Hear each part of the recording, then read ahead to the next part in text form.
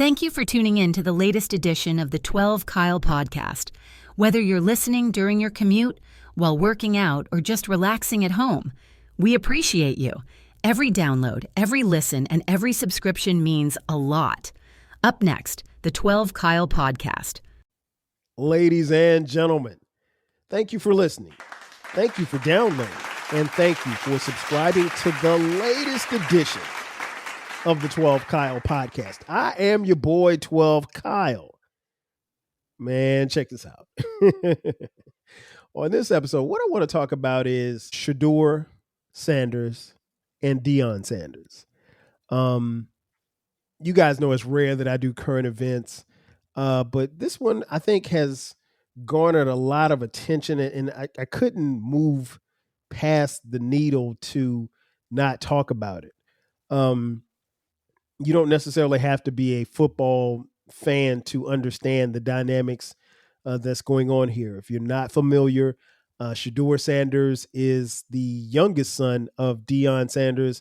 Deion Sanders, obviously one of the greatest athletes that we've ever seen in our lifetime. He's a member of the Pro Football Hall of Fame. You could make a case that not only being a member of the Pro Football Hall of Fame, but Deion Sanders is arguably one of the greatest football players ever. Definitely I don't even think it's an argument that he's the greatest defensive back ever. With that being said, Deion has carved out a beautiful lane for himself, obviously post-retirement, going into television, and while also doubling as a little league coach, then a high school coach, and now a college football coach. And Deion Sanders is one of the most energetic and engaging personalities that you would ever want to be around. They call him Prime Time for a reason, or you can call him Coach Prime now. And you guys, if you followed, I've actually done a couple of episodes about Deion on this podcast. Huge fan of Deion Sanders, always have, always will be. Except for when we played against him when he was coaching at Jackson State. I was not a fan for a couple of hours as we proceeded to throw Jackson State, his team, down a flight of stairs, and my South Carolina State University Bulldogs won the Black College National Championship in 2021. That's beside the point. Deion has managed to, like I said, carve a great path for himself and subsequently for his kids. And as I mentioned, his youngest son, Shedur, is a quarterback extraordinaire, very good quarterback coming out of high school, where he had signed to play at the University of South Florida. Never made it to South Florida because subsequently Deion took the head coaching job at the aforementioned Jackson State University in Jackson, Mississippi, which is an HBCU. Shedur went there, quarterbacked the team to 2 national title games. Didn't win either one, but played in both championship games against South Carolina State as well as North Carolina Central. Before his dad took the head coaching job at the University of Colorado, Shedur subsequently followed him, as well as his brother Shiloh, who plays safety. And Shedur went on to have a very good junior year and an even better senior year of football. I think he led the nation in completion percentage. He threw for over 4,000 yards, a bunch of touchdowns. He was highly regarded as one of the best quarterbacks coming out into this year's draft. If you're not familiar, the NFL draft was held a couple of weeks ago at the time of this recording. Shedeur Sanders, much to the surprise of many, was not drafted in the first round. However, he was drafted, but albeit in the 5th round. And there was a lot of talk about why someone who was projected to be arguably the best quarterback in the draft fall to the 5th round. That normally doesn't happen in the NFL. If you're a top pick, you usually get picked at the top. But I wanted to title this episode Shedeur Sanders versus Deion Sanders because I think somewhere along the lines, we, the viewing public, may have conflicted the two people. Deion clearly is one of a kind. Like, you can honestly say that there is only one Deion Sanders. There will never be another Deion Sanders. There'll never be another talent like Deion Sanders. And while there may be some that may come with the type of talent that Deion had, there won't be any that will have the personality to match and to back it up, if you will. And so even in saying that, when you look at Shedur, while he's a very talented young man, very well-spoken, very mild-mannered, off the football field, very competitive, on the football field, very talented, he does not have his daddy's charisma and swag, if you will. And to be fair to him, no one does. But I think maybe, just maybe, in the discussion as to why Shedur fell to the 5th round, we may be confusing the two people. And I think it's easy to understand how that happened, but I don't know necessarily that we have done that. So I want to kind of take a look at it from that angle. By all accounts, coming out of Colorado, Shedur was, for what it's worth, predicted from the quote unquote experts that I call the suits. The suits said that at the very least, he was the 2nd best quarterback. And many of the mock drafts, if you follow mock drafts, I don't, but I did see quite a few of them. If you follow mock drafts, most mock drafts had Shedur being drafted as high as number 1. Some had him drafted at number 3, no later than number 21. Now, before we get into where he got drafted and everything, I want to go back for a second and explain something to you. Okay, this particular quarterback draft was not a deep draft, right? I can make the case that the 2024 NFL draft was way deeper with quarterbacks. And while the number 1 pick in this year's draft was Cam Ward from Miami, if you take Cam Ward and Shedeur Sanders, and I think if you put them in last year's 2024 draft, I don't think Cam Ward, who was the number 1 pick, I don't think he gets picked until maybe the 3rd round. And I would say the same for Shedur. And again, that's no knock on who they are as people or who they are as players. I just don't know that they were as talented as the picks that were taken last year. And you can't help when you were born, right? And, it's the NFL. Everybody gets a chance to prove themselves. And so even saying that in a weekend draft, I think they both, stood to benefit from being drafted high, considering that there weren't a lot of quarterbacks in the draft. Also, one of the things I think we lost sight of is the fact that there wasn't really a lot of need for quarterbacks, not early. Because here's the thing, if you draft a quarterback, generally speaking, in the 1st round, you expect that quarterback at some point, sooner than later, to become your starting quarterback for the season. Preferably the season that you're in, because in the NFL, it is a what have you done for me lately league. It is a win now, win now, win now. Coaches don't have 5 or 6 years to develop a team. You've, generally speaking, depending on who you are, have about 3 years. And depending for some, what color you are, you might have 1 year. And while that may be a harsh reality, it is reality. Check the stats. There have been black coaches that have not made it a full NFL season. So it kind of is what it is. With that being said, there was a lot of talk and a lot of stuff happening around the draft.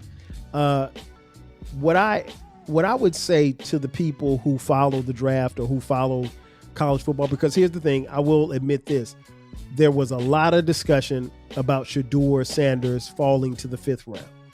And there was a lot of discussion about Shedeur Sanders falling to the 5th round by a lot of people who don't watch college football. Period. You could look at Shedeur Sanders and I could honestly tell you that he is, in my opinion, in this year's draft, a 1st round pick. I don't think that's any question. So as I watched the draft, I could only help but wonder why he fell to the 5th round. We may never know. But as it was happening, and I tweeted this out on Twitter, I said, I don't think he's going to get drafted, and I'm not sure why, because I really wasn't. So I was relieved to see that he was finally taken in the 5th round at the 144th pick by the Cleveland Browns. That being said, it led me to wonder openly, just like everybody else, why did it take so long? And why did he fall so far? And there may be a couple of reasons for that. And I'm not here to defend the NFL. I'm not here to, second guess anything. I'm just going to give you my thoughts. I think beyond the shadow of a doubt in this year's draft, he's a 1st round pick. I think he has 1st round talent. I think you could make the case, and some teams probably could have made the case, that Shedeur Sanders could have been the 2nd quarterback to come off the board. So if Cam Ward gets drafted at number 1, Shedeur Sanders was probably not going to be drafted number 2 because the team that was picking 2nd didn't need a quarterback. But they did need the 3rd team that was picking was the New York Giants, my favorite team, did need a quarterback for the future. So in saying that, it was very surprising that Shedeur Sanders fell as far as he did. And again, I'm not going to make any excuses, but I want to kind of, pick your brain and make you think about this a little bit, because we saw so much. I mean, I saw everything from memes saying this is what happens when a black father steps in and, controls everything and white man trying to keep him down. And I'm not saying that that's not true. That I don't have a great answer for that. That could possibly be true. There was talk that the league was colluding to keep Shedeur Sanders out of the league, to humble him, to teach him a lesson. I don't necessarily know that that's true, and that could very well be true. I didn't go to the owners' meeting. Who knows what they said in that meeting? And that meeting was held before the draft. They could have passed a little note around. Hey, let's make Shedeur wait. I don't know that. And I don't have a great answer for if it did or didn't happen. Is it possible? Yeah, it could have happened. I don't necessarily know that it did, but it could have. I'm not in a position to say that it didn't, right? So here's the thing.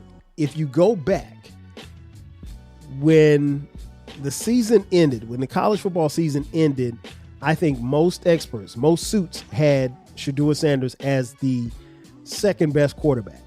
And given the fact that Tennessee, who was drafting first, had almost all but decided that Cam Ward was going to be their guy, Cam Ward was pretty much off the board, right? So it was on the New York Giants and the subsequent teams after that who may need a quarterback.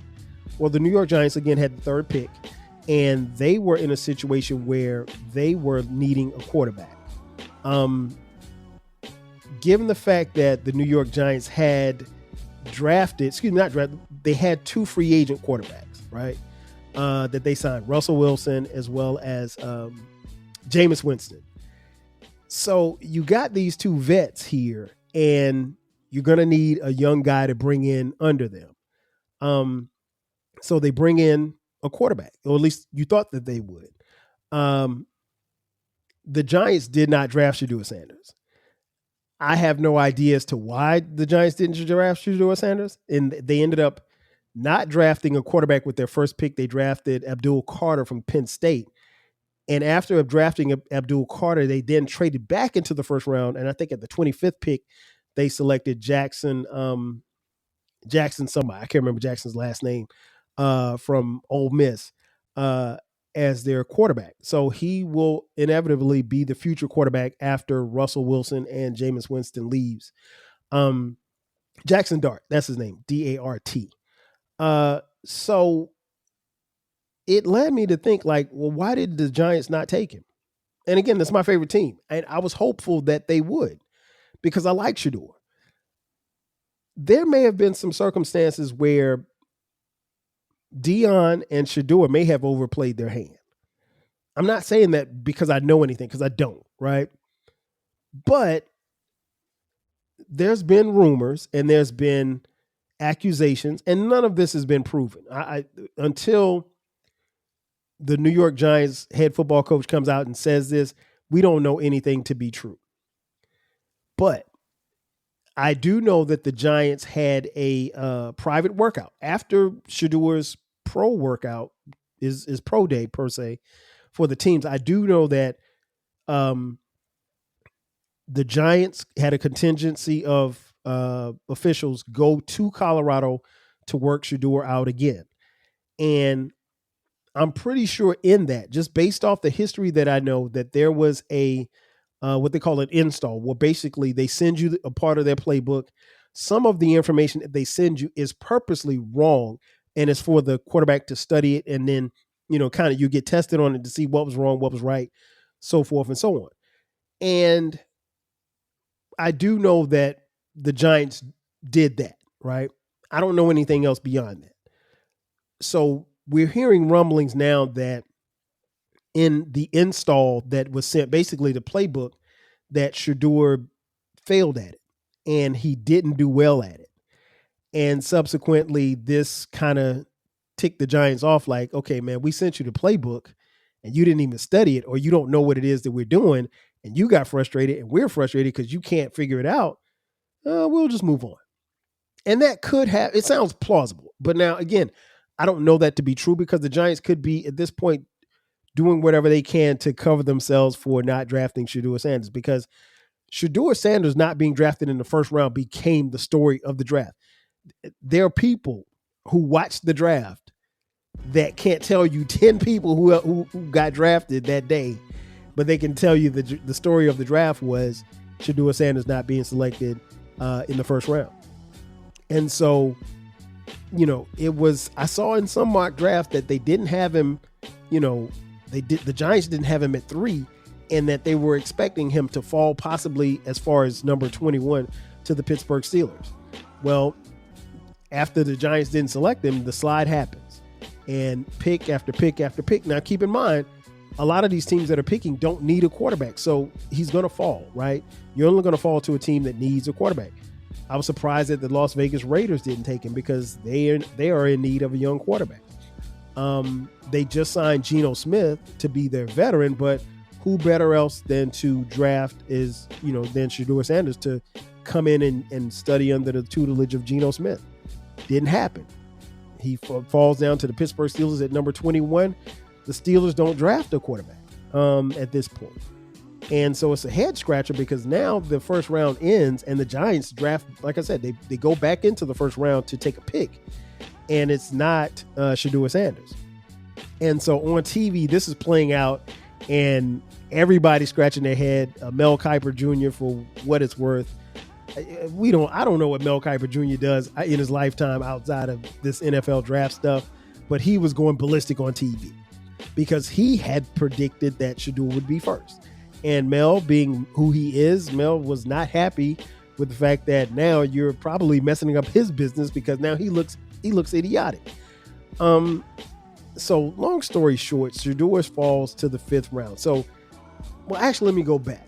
They get to the 3rd round, and the Cleveland Browns, who have the 94th pick, then select a quarterback, Dillon Gabriel from Oregon.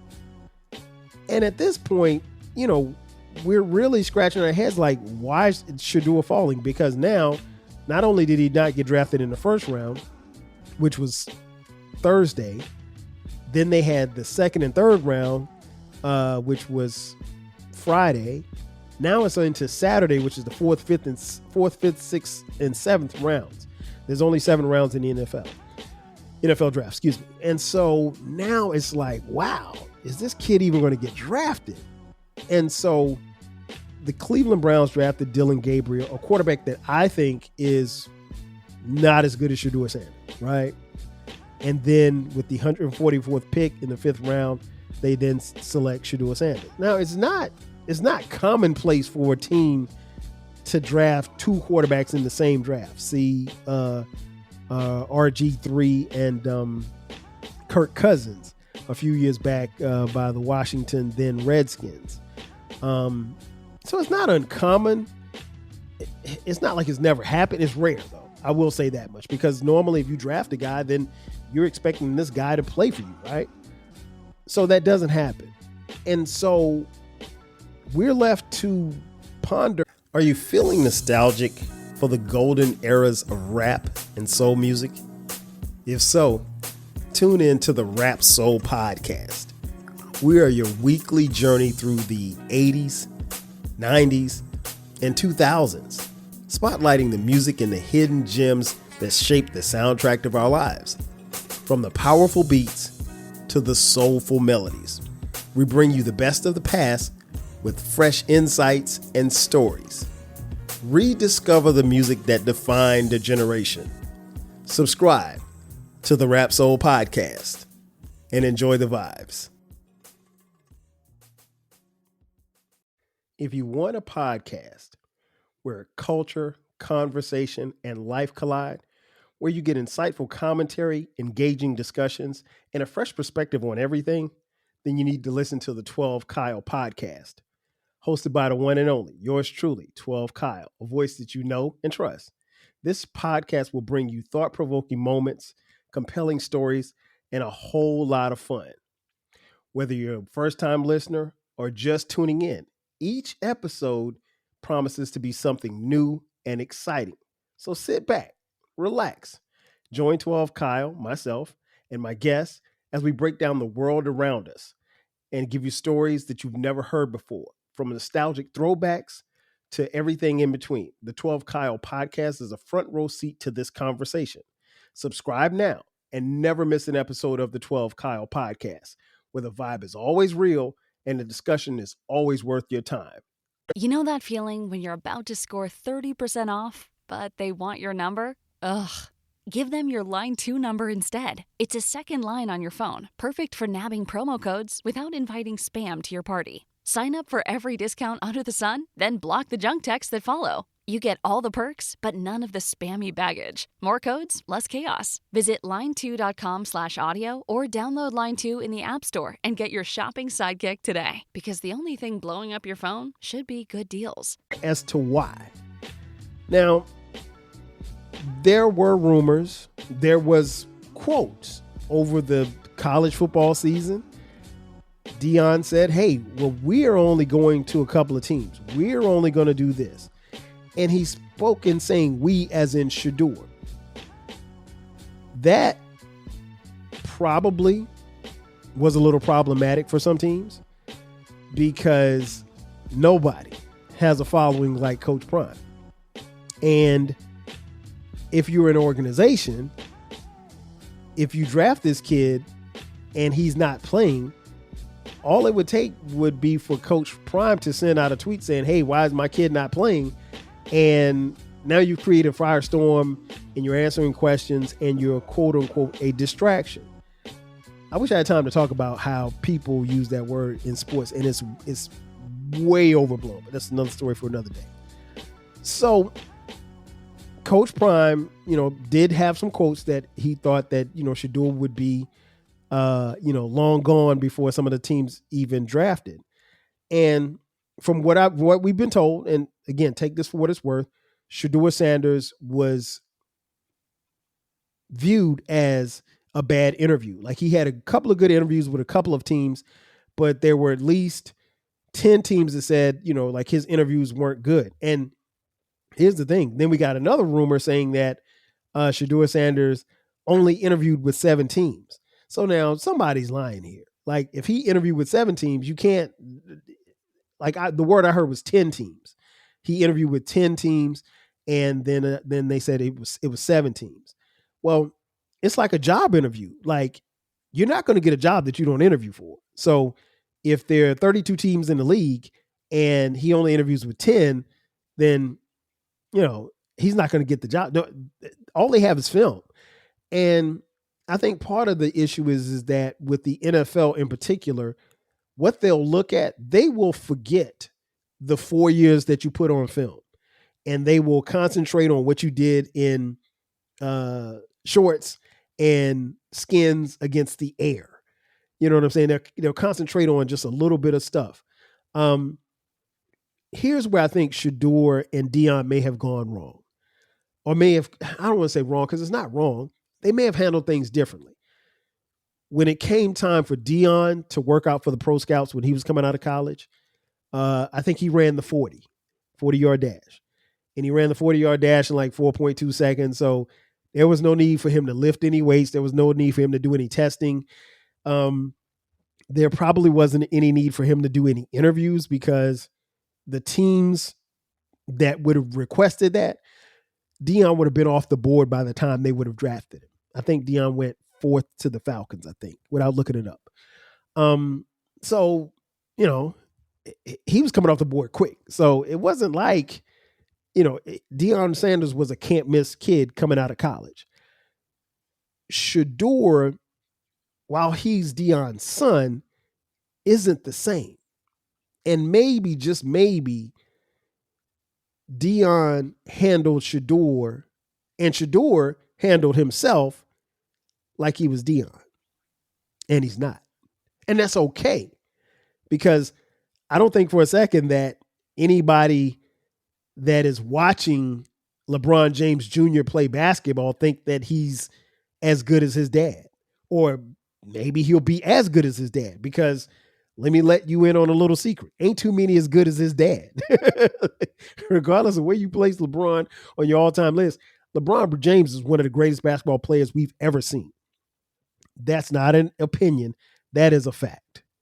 Where you put him on the list, I don't care. Where you put him on your list, I don't care. Where I put him on my list, doesn't matter. The same goes for Deion Sanders. He's one of the greatest football players, period, on either side of the football. So if I say Deion Sanders is top 5, you're not going to say that about Shedeur Sanders. I don't think, and definitely not coming out of college. And there's no knock, but that's just where he is. And I think it may be a situation where Shedur handled himself as if he was his dad, and his dad allowed his son to handle himself as he was himself. And that's not the case. Rumor has it that, not rumors, Shedur did not participate in, some of the post activities after his bowl game, like the Senior Bowl or some combine. He didn't throw at the combine, the NFL combine. He didn't participate in the Senior Bowl. All of these things are where you get judged on your individual skill. And from what I understand, Shedur's camp basically said, well, hey, you guys got 4 years of tape to watch. If you want to see how good he is. And he is good on tape. I mean, it's not like this kid is a cherry case. This kid can play. I mean, I watch a lot of NFL football. I've watched the NFL all my life. Is he like the greatest quarterback I've ever seen? No. But I'll be honest. I saw Patrick Mahomes in college. He didn't impress me like that. He was good, but he wasn't great. I saw Tom Brady. When I saw Tom Brady at Michigan, he was bad. There's nobody that would have told me that the guy that I saw at Michigan would go on to be the guy that he became to be.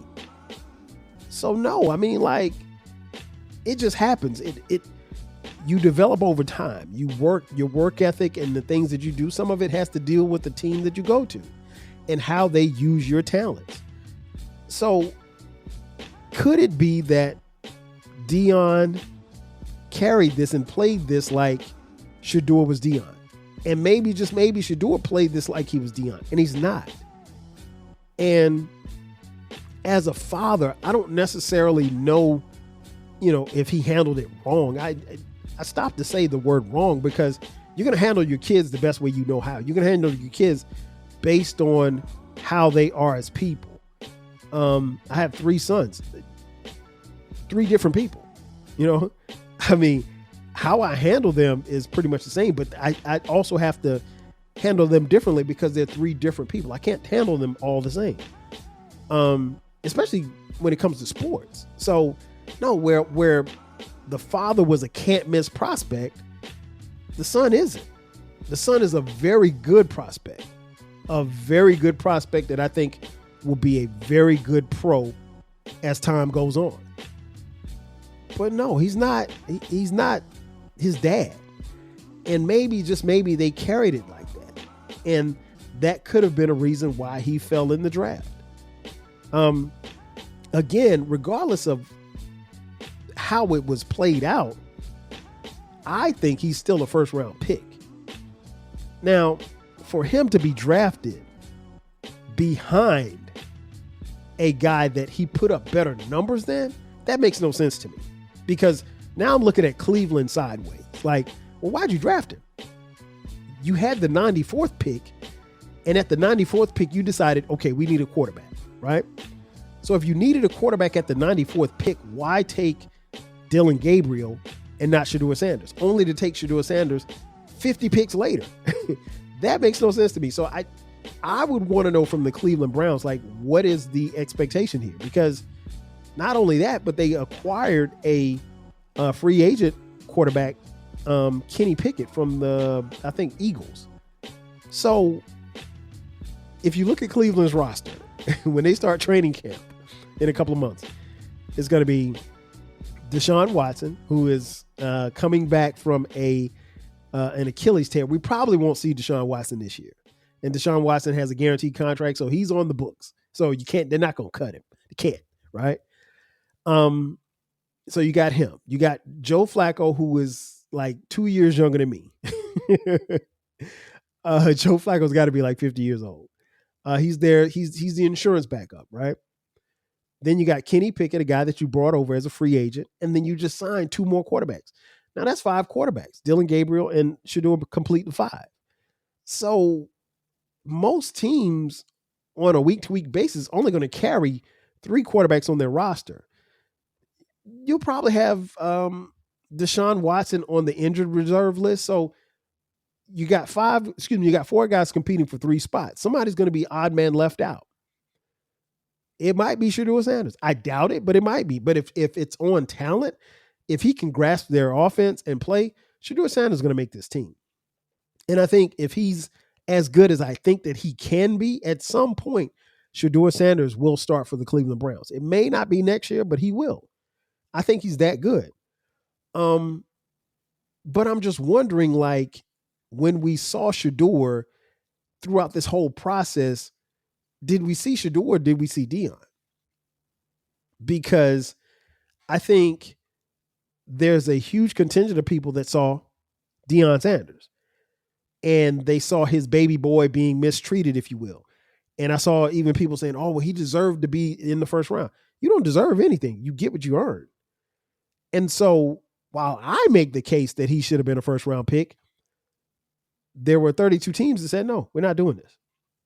And if he skipped out on pre-draft interviews, then, what else do you expect to happen? Again, Deion didn't have to interview with a bunch of teams because he knew at the very least by the 3rd or 4th pick, he was going to be, he would have been drafted by then. So he didn't have to do all the workouts. He didn't have to go to the Senior Bowl. He didn't have to do all of these things. As a NFL prospect, you do, no matter who you are. Like Cam Ward had to do some of those things. Shedur, maybe he overplayed his hand, but he probably should have done some of those things. Ultimately, I want what's best for this kid. I think he's a talent. And I think when given the right opportunity, he's going to flourish. Some of the words that I heard thrown out about him, he was arrogant. He was cocky. Let me tell y'all something about those 2 words, arrogant and cocky. There's not one football player that's ever stepped on a football field that's never been arrogant or cocky. Your starting right guard thinks that he's the best right guard ever. Your 5'6", 155-pound receiver thought that he was the best at South Carolina State, even though he wasn't. But I thought that. Yeah, throw me the ball. I'm open every play. I was. At least in my mind, I was. Here's the reality, though. Confidence, arrogance, cockiness, you can call it what you want. Even the most bum quarterback is confident in his ability. That's a given. It comes with the sport. It comes with the territory. Everybody thinks that they can do it. Everybody knows that they can do it. And Shedeur Sanders is no different. And he just so happens to be the son of the most electrifying and charismatic players that we've ever seen. And Deion once said, and I quote, I wear my confidence like cologne. And he's like, I don't care if my confidence offends you. And I think Shedeur kind of played that the same way. Now, again, is it Deion or is it Shedeur? And I think some people viewed Shedeur's slide as a knock on, let's show Deion, let's stick it to Deion. Is that possible? It's possible. But Deion was able to control Shedeur's situation probably since he was 7 or 8 years old, probably since the first time he picked up a football. And this will be, for what it's worth, the first time that Shedeur will play football and look on the sidelines and won't see his father. I don't necessarily know that that's a knock, but I heard some people talking about like, oh, you just don't know how it's going to go. Here's the thing. If you're a coachable football player, you're a coachable football player. Period. One of the things that I prided myself in at Wilson High School in Florence, South Carolina, at South Carolina State University as a football player, being coached, being able to take criticism, being able to take praise, because you will get that. You'll probably get more criticism than you get praise, but you got to be able to handle both, and I think one of the things that I've learned is that Shedeur Sanders really and truly has a lot of traits that his father has, but he's not his father. And I think we've kind of conflicted the two. And I think in watching him fall from grace, if you will, from the first round projections to the 5th round, it's very disappointing. And it's disheartening because particularly if you root for the kid, you wanted to see him go someplace and ball. And the thing is that if you don't go in the first round and you don't go in the second round, you're pretty much a project after that. Teams have, ideas as to where they're going to place you. And I use the Cowboys' current quarterback as an example, Dak Prescott. Dak Prescott, as many of you know, was drafted in the 4th round coming out of Mississippi State. Dak Prescott he had a really good senior year. And I think at one point in time, Mississippi State was in the top 3 in the country, right? But Dak Prescott, his numbers look good and he was a good player, but he got into some brawl at spring break. He caught a DUI. And so there was some negative stuff floating around him right around the draft time. And so subsequently, Dak Prescott falls from, I think maybe he was like a projected second round pick, falls to the 4th round. You can either be upset about where you are, or you can come in and say, hey, I'm going to do what I can. And when my time gets called, I get an opportunity to produce, I will. Because Dak Prescott, I'm sure, entered the Cowboys camp very low in the depth charts. While he was expected to make the team, he was very low on the depth chart. And he worked his way up to the second team. Well, guess what happened? Somewhere during his rookie year, the starting quarterback, Tony Romo, gets hurt. He gets hit in the back. He gets a hurt back. And Dak Prescott is ready to come in. And he comes in and he takes over for Tony Romo. And the rest is history.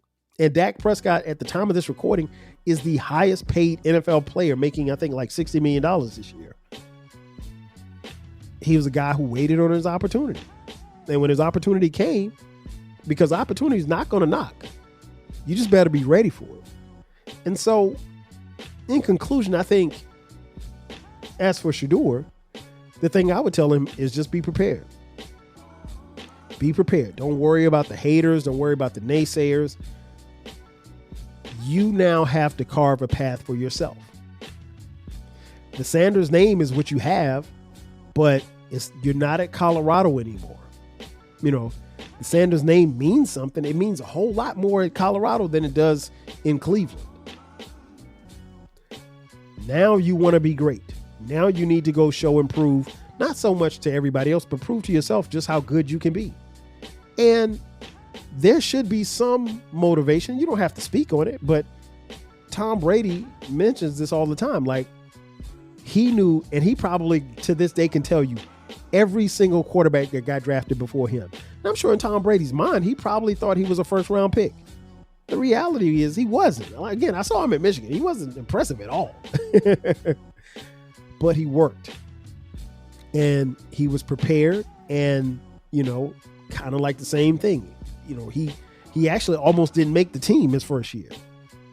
And then he makes the team, the starting quarterback gets hurt, and the rest is history, Jack.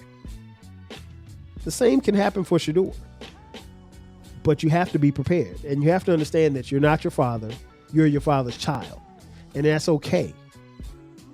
But it's time to make your imprint on who Shedeur Sanders is. You want to be Shedeur Sanders.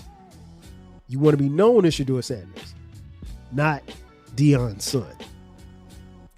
Ladies and gentlemen, that's going to do it for me. I am your boy 12 Kyle. I want to thank you all for checking out this edition of the 12 Kyle podcast. Be sure to subscribe to the podcast. We drop new episodes every Thursday and every Sunday at midnight. Also check out our sister podcast. It is a new baby. It is called the Rap Soul Podcast. It is a music podcast where we discuss music and artists from the 80s, 90s, and 2000s when it comes to rap, hip hop, soul, and R&B. It is the best music podcast that you've never heard. So check it out. We drop those new episodes on every Monday. If you're on Cash App, hit us up on Cash App. If you'd like to contribute financially to the show, $TWELVEKYLE. We also have a merchandise line. We just click the link in the description box. You can buy 12 Kyle Podcast t-shirts, hoodies, as well as coffee mugs. We got it for the low. You can follow us on social media at 12 Kyle, at 12 Kyle Podcast across the board. Again, that's going to do it for me. I am your boy 12 Kyle. We'll catch you guys next time. 5,000. Cheers. Thanks again for listening to this episode of the 12 Kyle Podcast.